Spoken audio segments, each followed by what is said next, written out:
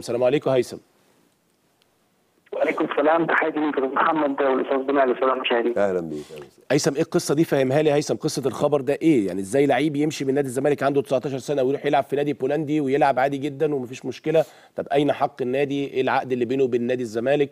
العقد بين اللاعب الثاني ونادي وادي دجله؟ ايه الموضوع ده؟ احكوا لي بالتفاصيل يعني افهمه.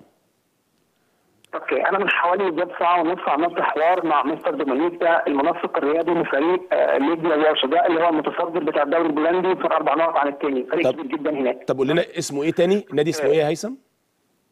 ليجيا. ايديا. اوكي.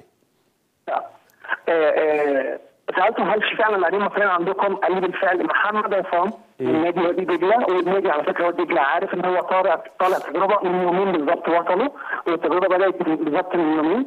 اللاعب الثاني اللي انت بتتكلم عنه اسمه محمد ضيف، هو ظهير ايسر، كان بيلعب في اسمنت اسيوط وراح الزمالك لكن ما مضاش ورق، اعتقد لمده 3 شهور ما مضاش اي ورقات تحت تقريبا لفريق 21 سنه، لان هو فوق 20 سنه، هو مواليد 92. يعني هو كان لعيب في اسمنت اسيوط وراح نادي الزمالك لمده 3 شهور ما وقعش على اي عقود. لا ما وقعش على اي. محمد عصام عنده 19 سنه، مواليد شهر 1 94 بالظبط. تمام. اسمه محمد ايه؟ محمد عصام على فكره اعتقد لعب ماتش الاهلي اللي وادي دجله لعب قدامه، اعتقد لعب الماتش ده. ماتش مين ومين؟ الاهلي والزمالك؟ وادي دجله.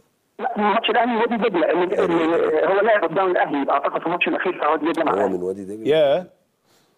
المهم فهو وصلوا من حوالي يومين.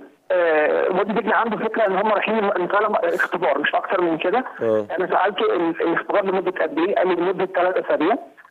هم زي ما بيقولوا كده هاي جدا على محمد عصام بالذات، لان محمد لاعب بيلعب في مركز محمد صلاح، وهو ده حتى يعني انا يعني بنتمنى ان هو يعمل نفس تجربه محمد صلاح، لان هو واخد نفس الستايل ونفس الاسلوب تقريبا يعني. كويس. طيب بالنسبه للاعب الثاني، الكلام عن اللاعبين كان كويس جدا، وانا حتى سالته طب المستقبل بالنسبه لهم ايه؟ قال لي لو احنا قلنا اوكي مفيش يلعب طبعا العرض بتاع وادي دجله، لان هم طبعا عارفين ان اللاعب في تعاقد مع وادي دجله عشان ما ينفعش يلعب فريق، لكن محمد ضيف الظهير الايسر فري، يعني ممكن يمضي في اي وقت. محمد ممكن يمضي في اي وقت.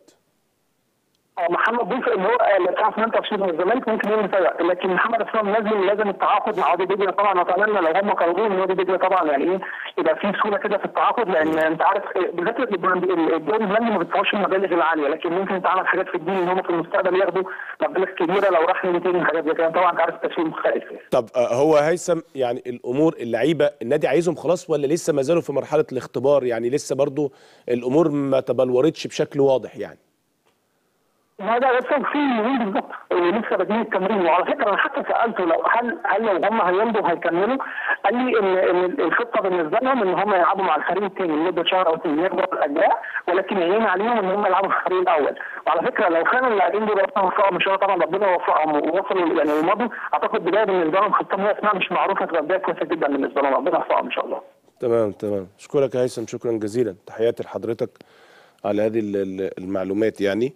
ربنا يوفقهم، نتمنى ليهم ان شاء الله التوفيق. دي شفنا كابتن ربيع ياسين، سمعنا اسامي لعيبه ما نعرفلهاش يعني، عمرنا ما سمعنا عنها، محترفين بره وما نسمعش عنهم خالص. الاحتراف شيء يعني مفروغ منه